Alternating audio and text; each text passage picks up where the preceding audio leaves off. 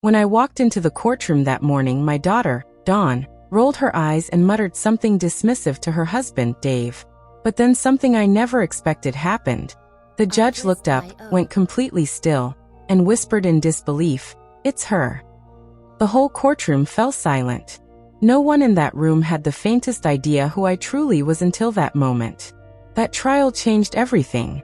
My name is Maeve. I'm 69 years old, and until a few months ago, I was just an ordinary, everyday grandma. Every morning at 6, I brewed my coffee in the same chipped mug I'd used for 2 decades and stood by my small kitchen window watering the African violets my late husband loved. My life was simple, predictable, full of quiet routines that brought me peace. For 45 years, I was the mother who sacrificed everything for my only daughter, Dawn. I cleaned offices at night, sold cupcakes on weekends, and sewed clothes just to make a little extra. Also, she could go to college and live a life better than mine. When she married Dave, an arrogant man who never had a kind word for me, I swallowed my pride and welcomed them every Sunday with a full table and my warmest smile. After my husband died, I foolishly hoped Dawn and I would grow closer. Instead, she began treating me like a burden. Her visits turned cold, her calls grew rare, and her excuses became endless. The worst humiliation of my life happened on a gray Thursday in October. I made her favorite chicken and dumplings, the kind that took hours but always made her smile as a little girl. I set out my best tablecloth, the one I embroidered when she was a teenager, and placed fresh flowers in the center. When they arrived, Dave walked in like he owned the place, dropped into my husband's old armchair, and turned on the TV without even greeting me. Dawn wore a green dress I had bought her, but her face was as cold as January ice. "Mom, we need to talk," she said in that strange voice she'd developed since getting married. She perched on the edge of the chair like she couldn't wait to leave. Dave and I made a decision. He sat on the sofa, eyes glued to the screen. "This house is too big for you.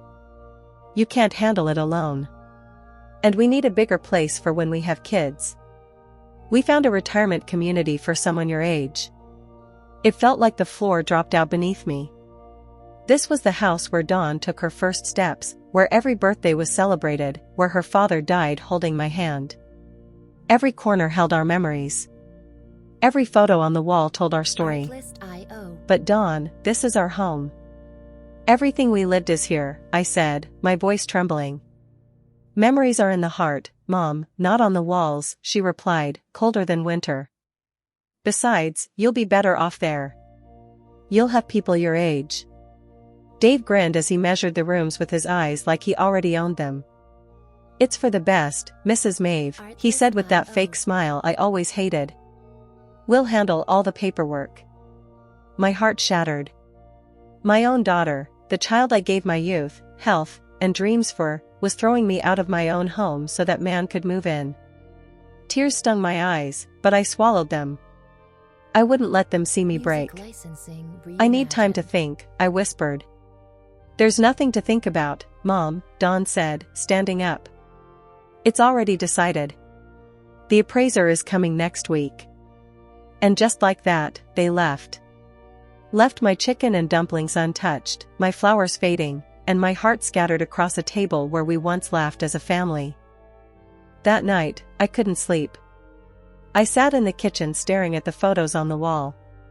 Dawn as a baby. Dawn on her first day of school. Dawn at graduation. In every photo, I was there, holding her, hugging her, proud beyond words. How had it come to this? How had the girl who once called me her hero now treat me like I was nothing? The days that followed were a nightmare.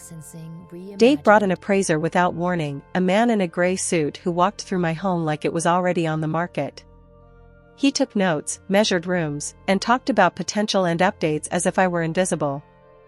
Dawn followed behind him, agreeing with every insult he made about my house. "The pipes are old," he said. "These kitchen tiles are outdated. Everything needs replacing."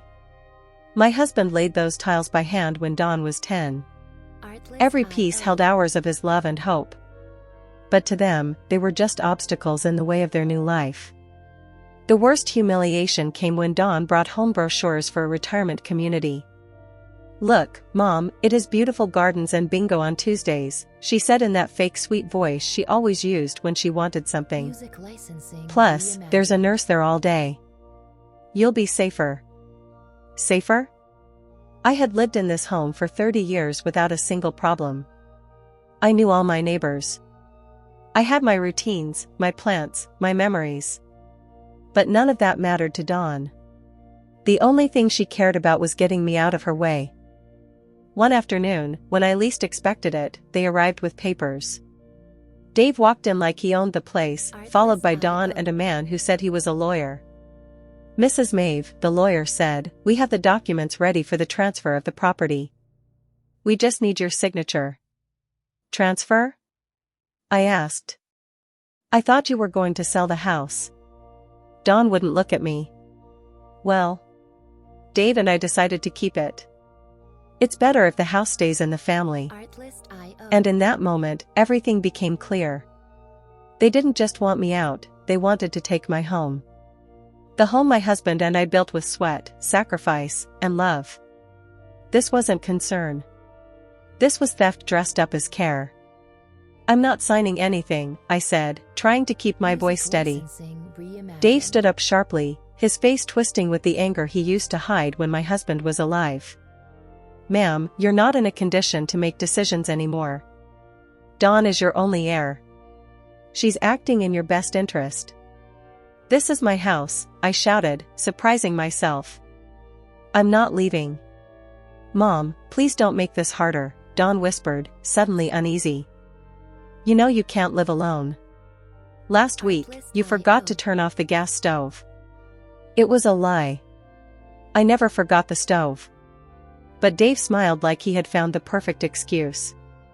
"See? Your mother isn't well. It's dangerous to leave her alone." The lawyer spoke again. "If you don't sign willingly, we may need to consider legal action. A mental incapacity case, for example." My chest tightened. My own daughter was willing to declare me incompetent, just to steal my home. The man I had accepted as a son-in-law was threatening me under my own roof. And I, an old woman, had no one on my side. "I need time," I whispered. "You have 1 week," Dave said coldly. "Then we'll do what we have to do." When they left, I collapsed into my husband's armchair and cried harder than I had since the day he died. I cried for my daughter, for my home, for the life slipping through my fingers. For the first time, I wondered if maybe they were right. Maybe I was too old, too weak, too useless to fight back. Maybe I should just disappear quietly, like they wanted. But something small and stubborn inside me refused to die. A tiny spark of dignity. I wasn't going to let them take everything I had left. The next day, Dawn returned alone. For a moment, I hoped she had softened. That maybe she came to apologize. But I was wrong. "Mom, I'm here to help you pack," she said in that cold, robotic voice. "I brought boxes. We can start with your clothes." I stared at her, searching for the daughter I had raised. But all I saw was a stranger. "Dawn, please. I'm your mother." "That's why I'm doing this," she said without meeting my eyes. "Because I love you." Love. If this was love, I didn't want it. For hours, she packed my things like they were trash. She shoved family photos into boxes. She wrapped up the dishes from my wedding set. She folded the tablecloths I had embroidered through years of sleepless nights. "This dress is old, Mom." "You don't need it," she said, holding the dress I wore to my husband's funeral. "Leave it," I begged. "Please." But she tossed it into a donation bag without a thought. Then she found my jewelry box. Inside were my wedding ring, the earrings my husband gave me for our 20th anniversary, and the gold chain that belonged to my mother. "These will be safer in a deposit box," Dawn said, slipping them into her purse. "Things get lost in those communities." "Those are mine," I cried, grabbing for her purse. "Mom, you're becoming very emotional," she replied calmly. "This proves you can't take care of yourself." Her coldness chilled me. In that moment, I knew my daughter was gone forever. That night, after she left with my jewelry and half my memories, I sat alone in my half-empty home. The bare walls stared back at me, reminding me how fast a lifetime can be stripped away. I couldn't eat. I couldn't sleep. I sat on the living room floor, surrounded by open boxes and scattered pieces of my life, wondering how I had become invisible, when I had stopped matching to the child I once loved more than anything in the world. The next few days were pure hell. Dave showed up every morning to supervise, as if I couldn't pack my own things. He brought strangers into my home, men with clipboards who measured walls, photographed shelves, and whispered about prices. They talked around me, not to me, like I was some old armchair they were planning to toss out. "The lady needs to hurry," Dave told Dawn. "The movers come Monday." It was Friday. 3 days left in the place where I'd lived for 30 years. The home where I raised my daughter. The home where I loved, and was loved. What if I can't finish packing? I whispered. "Don't worry, Mom," Dawn said, not even glancing up from her phone. "The movers will handle the rest. Just take what's essential." Essential. As if a whole lifetime could fit into one small box. That afternoon, after they left, I wandered through my house like a ghost. I ran my hand along the walls my husband painted. I sat at the kitchen table where we ate breakfast as a family. I opened drawers full of little pieces of my old life. And then, in my husband's desk, I found something I'd never seen, a locked folder with his initials. Desperate for anything that reminded me of him, I searched for the key. I finally found it tucked inside an old book, marking a page about investments. When I opened the folder, my whole world shifted. Inside were documents I didn't fully understand, but one caught my eye immediately. A will. Dated 6 months before my husband died. A will I had never seen. My hand shook as I read. My husband had been far more careful, and far richer, than I ever imagined. For decades, he had quietly invested every extra cent he could. He bought small properties when prices were cheap. He purchased company stocks.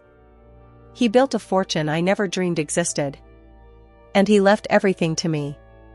I was the sole heir. Dawn would only receive anything if she treated me with love and respect in my final years. My husband had known.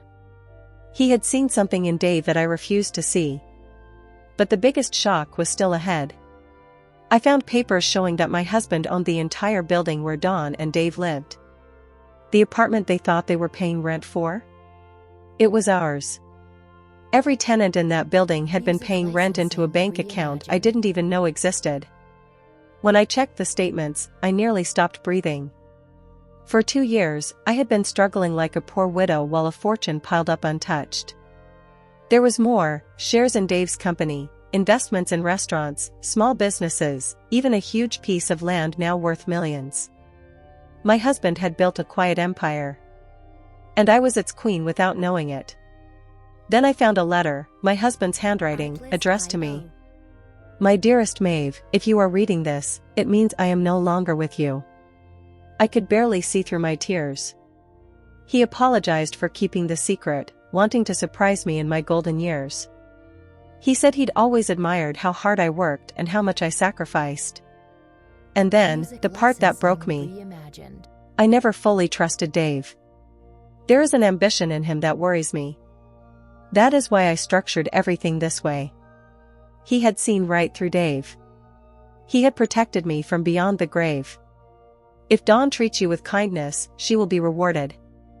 But if she mistreats you or tries to take advantage of you, you have all the power you need to defend yourself. By the time I finished reading, I was crying, not from defeat, but from gratitude. My husband had saved me. He had prepared everything long before Dawn and Dave began their betrayal. They thought they were stealing my home. They didn't know the house was the least valuable thing I owned. I didn't sleep that night. But for the first time in weeks, it wasn't from fear. It was from planning. My husband had given me more than money. He had given me strength.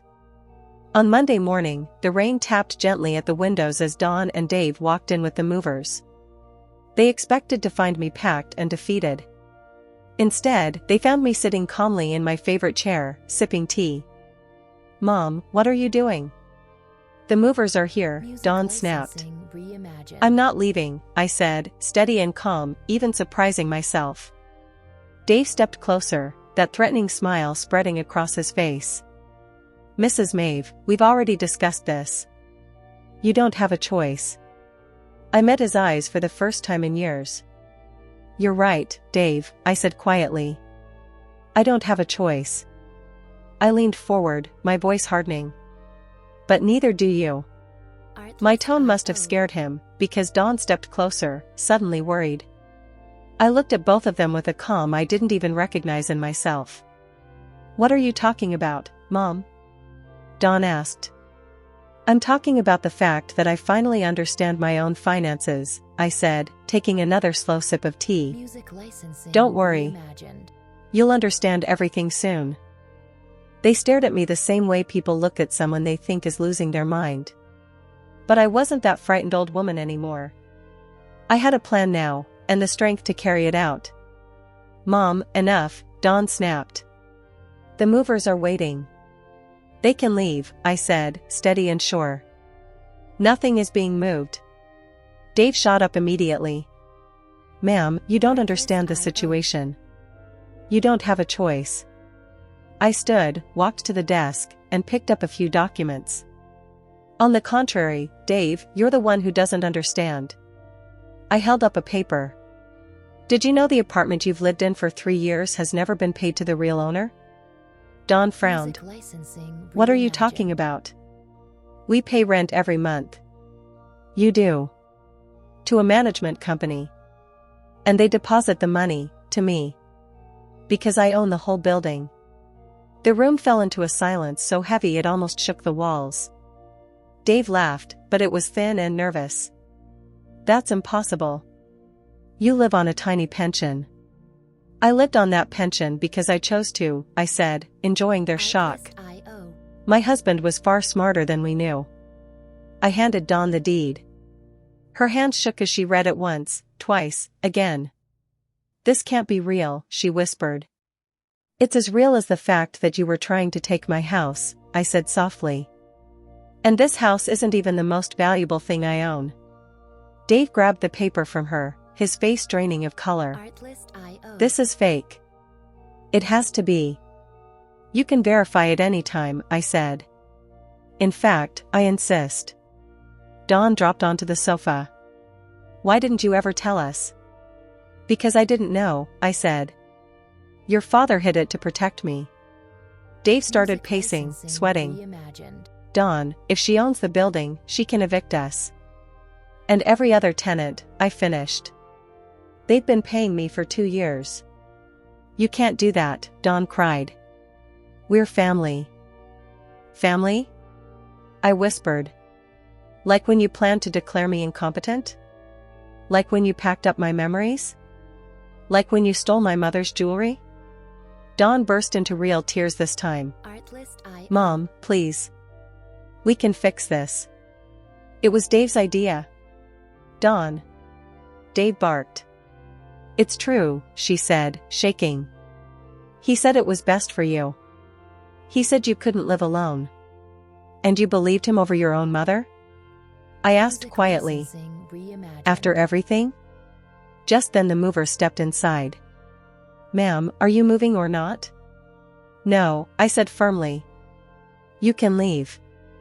Dave stepped toward me, his voice sharp and ugly. "This isn't over. We'll prove those papers are fake."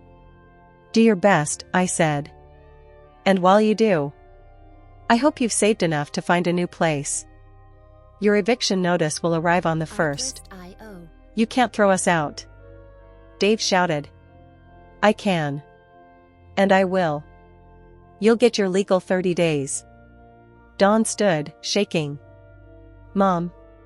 "Dave said if I didn't convince you to move, he would leave me. He said I had to do it."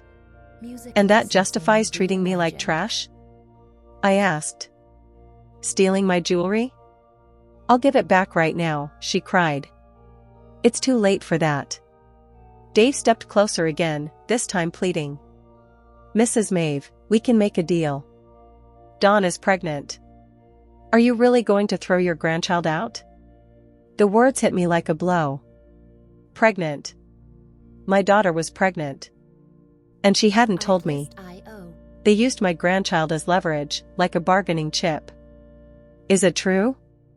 I asked softly. Dawn nodded through tears. I wanted to tell you differently. I wanted it to be special. Like the surprise of kicking me out of my own home? I asked. For a second, my heart wavered. A baby, an innocent life. But then I remembered my husband's letter. Not to hurt, but to protect, and to teach.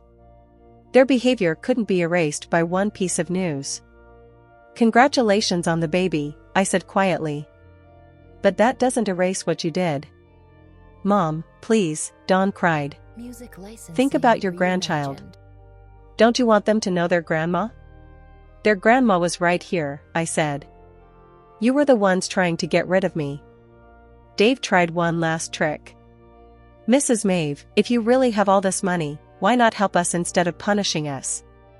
We could be a united family. I looked at him the way a woman my age looks at a snake she finally sees clearly. A united family? Like when you threatened to declare me incompetent? Like when you turned my own daughter against me? I never. Quiet, Dave. My voice was sharper than I knew I could make it. I was done listening to him. The movers had gone, leaving only the three of us and the suffocating tension in the house. Dawn cried quietly.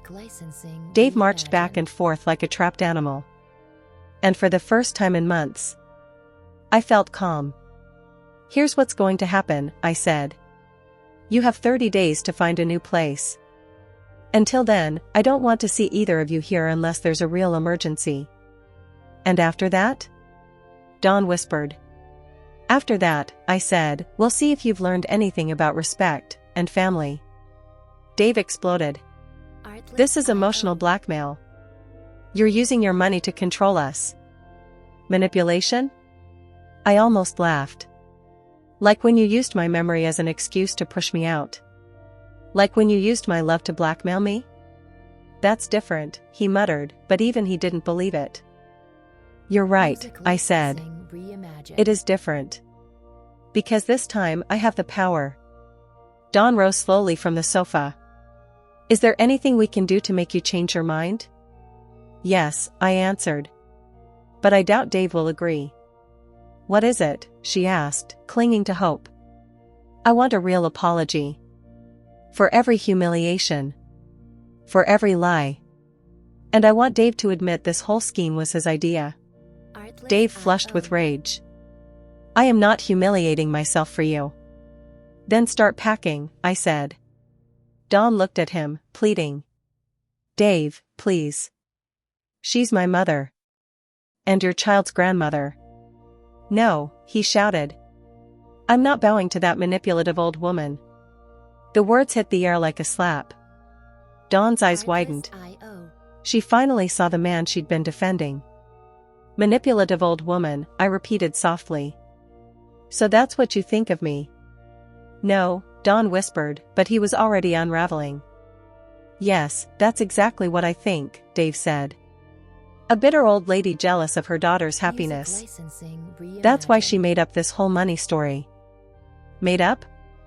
I walked to the desk and laid out papers, bank statements, property deeds, stock certificates. One by one, the truth filled the table. Dawn's hand shook as she touched the documents. Oh my God. Mom, this is real. Very real, I said. And now you know why Dave is desperate to make me look unstable. Dave made one last attempt. Dawn, you can't believe she hid this from you. She's lying. No. Dawn suddenly shouted. Stop, Dave. Just stop. She turned to me, tears spilling. Mom, forgive me. I treated you horribly. I took your memories, your jewelry, your dignity. I did it because he convinced me you were a burden. Dawn, don't, Dave tried, but she ignored him. He told me you couldn't live alone. He made me feel guilty for letting you stay here. He twisted everything. Be quiet, Dave ordered. Don't you ever tell me to be quiet again, she screamed. I'm done letting you use me to hurt my mother. The room fell silent. Dawn had finally stood up for something real. Dave glared at her. If you choose your mother over me, this marriage is over. Dawn froze, then straightened her back. Then it's over. Dave stared at her, stunned. You're pregnant. You can't raise a child alone. I won't be alone, Dawn said, looking at me for the first time with something like love. I have my mother. But I wasn't ready to forgive yet. Months of humiliation don't vanish with one apology. Dawn, I said gently. I'm glad you opened your eyes. But that doesn't erase everything. I know, she said. But I'll do whatever it takes. Dave saw he was losing, and suddenly dropped to his knees in front of me. Fake guilt all over his face. Mrs. Maeve, please. I pressured Dawn into everything. Forgive me. I looked down at him, this man who had tormented me for months. You want forgiveness now, I said slowly, only because I'm not the helpless old woman you thought I was. I was wrong, he said. We can be a happy family. A happy family? I repeated. Like when you tried to have me declared incompetent? Or when you called me a manipulative old woman minutes ago? He swallowed hard. I didn't know what I was saying. No, I said. You finally said what you meant. I turned to Dawn. And you treated me like a burden. Do you think a simple apology is enough? No, she whispered. But I can try, by leaving him. Dave jumped up. You can't. You're having my child. I'm having my child, Dawn said. And I won't let my baby grow up watching you abuse their grandmother. You're making a mistake. Dave yelled. No. My mistake was marrying you. Dave glared at both of us. I'll fight for custody. I'll prove you're both crazy. With what money? I asked calmly. Tomorrow I'll speak to your boss. I own enough shares in your company to influence hiring. His face went ghost white. You wouldn't dare. Oh, Dave, I said. After everything you've done? Try me. That's abuse of power. Like when you abused my daughter's trust to manipulate me? Dave stormed toward the door, but paused. This isn't over. I'll destroy you both. Go ahead, I said. But do it from somewhere else. You have 1 hour to collect your things from my building. 1 hour? You said 30 days. That was when Dawn was with you. She's not. So your time is up. He slammed the door so hard the walls shook. And for the first time in months, Dawn and I stood alone, surrounded by silence, and the truth neither of us could ignore. Mom, Dawn finally whispered after a long silence, can you ever forgive me? I looked at her, my 30-year-old daughter who had finally seen the truth, who had chosen the wrong man over her own mother, who was now pregnant and completely alone. I don't know, Dawn, I told her honestly. You hurt me very deeply. I know, she said softly. And I'm going to spend the rest of my life trying to make it right. And how do you plan to start? I asked. She reached into her purse and took out the small bag she had stolen days earlier. By giving you back your mother's jewelry, she said. And by asking if I can stay here tonight. I don't have anywhere else to go. I looked at the bag. Then I looked at my daughter, scared, tired, carrying a child. My heart softened just a little. One night, I said at last. But tomorrow we talk about how you'll earn my trust back. Dawn nodded quickly, tears running down her face. Thank you, Mom. I promise I'll fix this. But I knew promises were the easy part. The real test was still ahead. The next few days were strange. Dawn stayed in her old bedroom, the one I had kept exactly the same since she married. We moved through the house like polite strangers. We only talked about simple things, breakfast, the weather, her morning sickness. But I watched her. I watched everything. And slowly, I saw something I hadn't seen in years. She washed her own dishes. She made her bed every morning. She helped around the house without being asked. It wasn't much, but for the first time in a long while, she was trying. On the third day, I was watering my violets when Dawn came to me with a cup of tea. "Mom, can we talk?" I nodded but kept my eyes on the plants. I had learned that silence sometimes speaks louder than anything. "I've been thinking a lot," she said quietly, sitting where Dave used to sit like a king. "About everything I did. Everything I said." I waited. "It wasn't just Dave who changed me," she continued. "I let him. I believed him instead of trusting my own heart." I finally turned to look at her. She looked exhausted, dark circles under her eyes, thinner even though she was pregnant. "And why do you think that happened?" I asked. She took a shaky breath. "Because blaming you was easier than admitting I married the wrong man." Her honesty stunned me. I had prepared myself for excuses, but not this. "When he complained that you visited too much," she said, "I knew deep down he was being unfair. But it was easier to think you were clingy than to admit he was selfish." Her hand rested on her belly. "When he said you should move into a retirement community, I knew it was wrong. But he convinced me it was for your own good. And I wanted to believe him because it meant I didn't have to face the truth."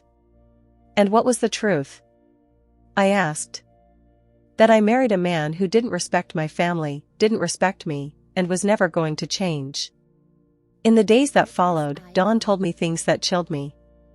How Dave had slowly cut her off from her friends. How he controlled every cent she spent. How he made her quit her job because real wives stay home.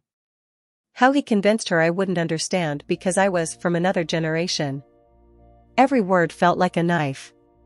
My daughter had been suffering in silence while I believed she was happy. And when she tried to come back to me, it was already too late. Dave had turned her against me little by little. But now, finally, she was waking up. 2 weeks after Dave left, Dawn got a phone call that drained the color from her face. "It's the building manager," she whispered. "Dave is in the lobby. He says he has the right to come up because he's still my husband." "And what did you tell him?" I asked. "That I don't want to see him, but he won't leave. He's yelling that this is kidnapping, that he'll call the police." I stood up, calmer than I expected to be. "Tell the manager I'm coming down. I'll handle him." "Mom, he's furious. We don't know what he might do." "Exactly," I said. "That's why I need to go." When I reached the lobby, Dave was red-faced and shouting at the poor manager, who looked like he might faint. "That crazy old woman has my wife locked up," Dave roared. "Call the police." "Good afternoon, Dave," I said quietly. He spun toward me, his eyes bloodshot. He'd been drinking. "You give me back my wife." "Dawn is exactly where she wants to be," I replied. "And if you don't leave my building right now, I'll be the one calling the police." "This isn't your property," he snapped. "You're a liar." So I pulled out my phone, dialed my lawyer, and put the call on speaker. "Victoria," I said, "I have a man here refusing to leave. Could you confirm that I'm the legal owner of this building?" "My pleasure," she said. "Yes, Mrs. Maeve, you are the sole owner." Dave froze. The manager blinked at him, suddenly understanding everything. "Anything else you need clarified, Dave?" I asked. "This isn't over," he muttered, but his voice had lost all its force. "You're right," I told him. "Tomorrow I'll be calling your supervisor. And the day after that, the bank that gave you your car loan."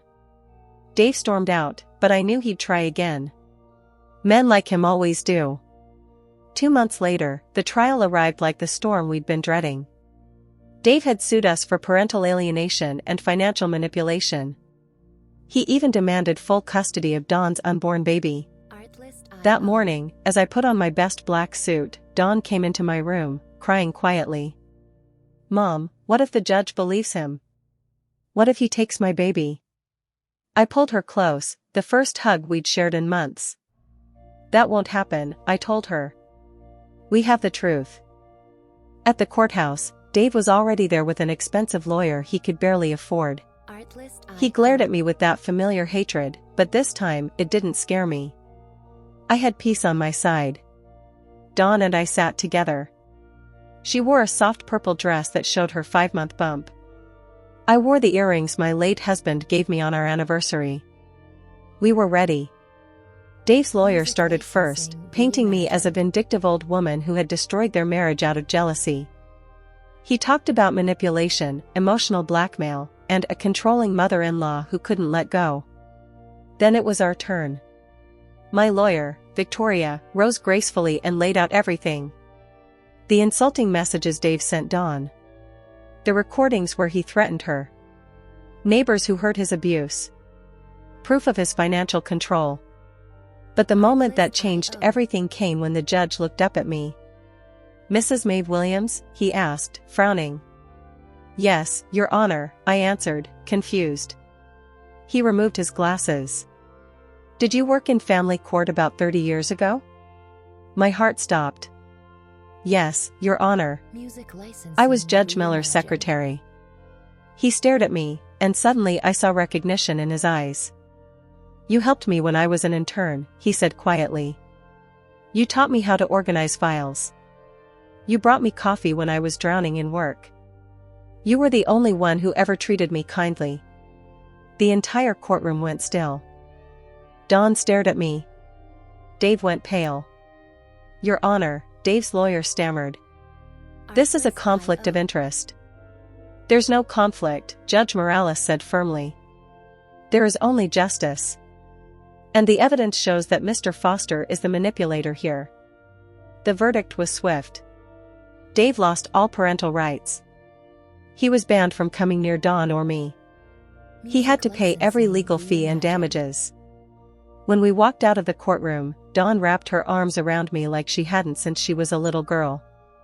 And for the first time in a long time, I felt peace. Mom, how is it possible that the judge knew you? Dawn asked one afternoon. Life goes in circles, honey, I replied with a small smile. And kindness always comes back when you least expect it. 6 months later, when my granddaughter Serenity was born, I realized everything had been worth it. Dawn had found herself again, she had become the loving mother I always knew she could be. One sunny afternoon, we sat in the garden, rocking the baby. Dawn turned to me with a question I had been waiting for. Mom, have you really forgiven me? I looked at her, the woman who had grown so much, who had learned to see what truly mattered. I forgive you, Dawn, I said softly. But more importantly, you've learned to forgive yourself. That night, as I poured tea into my old, chipped mug, I thought of my late husband and the letter he left me. I had used the power he gave me, not to punish, but to protect and to teach. Dawn had learned that true love is built on respect, not control. I had learned that it's never too late to stand up for your dignity. Looking out at the garden where Serenity played, I smiled.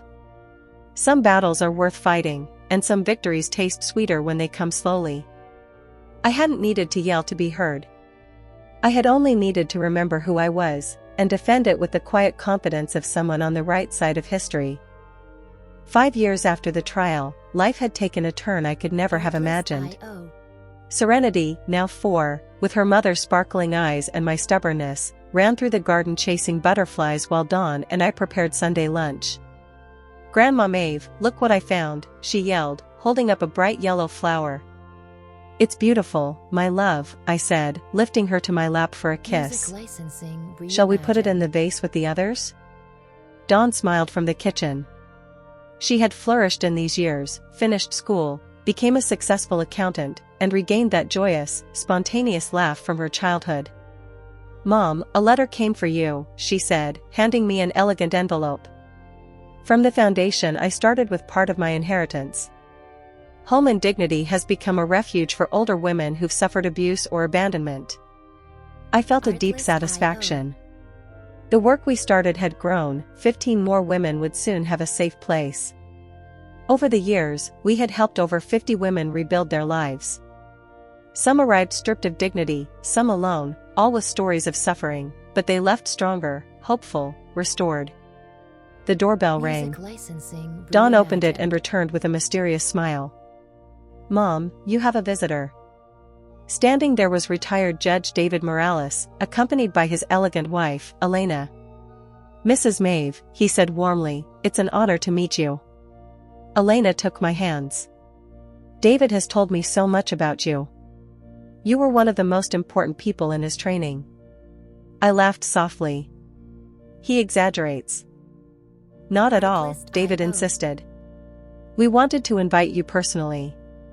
The Retired Judges Association is giving you an award for your work with the foundation." I was deeply moved. My life, my struggles, had become a source of inspiration. After they left, Dawn and I sat on the porch while Serenity played with her dolls. The garden bloomed, African violets tended by my hands, just as my husband had loved. "Mom," Dawn said suddenly, "what I admire most is that you never got bitter. After everything, your heart never hardened." I thought for a moment. "Of course I got bitter," I admitted. "There were nights resentment ate me up.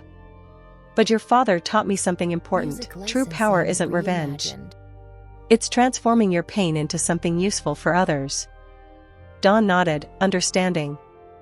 She now volunteered at the foundation, guiding young women out of toxic relationships using her own experience. "Did you ever find out what happened to Dave?" she asked. "My lawyer said he moved to another city," I replied. "Got married again, apparently." "Honestly? That's no longer my concern. Some people are in your life only to teach you lessons. Once you learn them, you let them go." Serenity came running, cheeks rosy. "Grandma, tell me the story of the brave grandma." And so I did, the tale of a grandma with magical powers who protected her family from a big, bad dragon, helped by a wise, good judge. I lifted Serenity onto my lap, smiling as I told it for the 100th time. I had needed to lose everything to realize what I truly had. I had to hit rock bottom to find my real strength. "Happily ever after?" Serenity asked at the end. "Happily ever after," I said. "The brave grandma found her happy ending." "You found your happy ending, Grandma," Serenity whispered. I looked around. Dawn set the table. The garden bloomed. My granddaughter laughed in my arms. The foundation letters promised hope for even more women. "Yes, my love," I said. I did. That night, I sat in my favorite armchair with a cup of tea, reading letters from the women we had helped. Stories of courage, recovery, and dignity filled my heart. Dawn joined me, holding her tea. "What are you thinking, Mom?" "About your father," I said. "How proud he'd be of what we've built. And about you, how proud I am of the woman you've become." "I learned from the best," she replied, squeezing my hand. We sat in silence, the city murmuring far away. In our garden, peace reigned. "I love you, Mom," Dawn whispered. "I love you too, honey," I said. "Always have, always will, even in the darkest moments." A mother's love transcends hurt, disappointment, betrayal. It is stronger than pride, more enduring than resentment, more powerful than any fortune. That night, I slept soundly, no nightmares, no worries. I had found something worth more than all the money in the world, the peace of knowing I had used my second chance wisely. Pain had become purpose, humiliation had become strength, and experience had become wisdom. I had learned the most important lesson of all: it is never too late to stand up for yourself, never too late to change your story.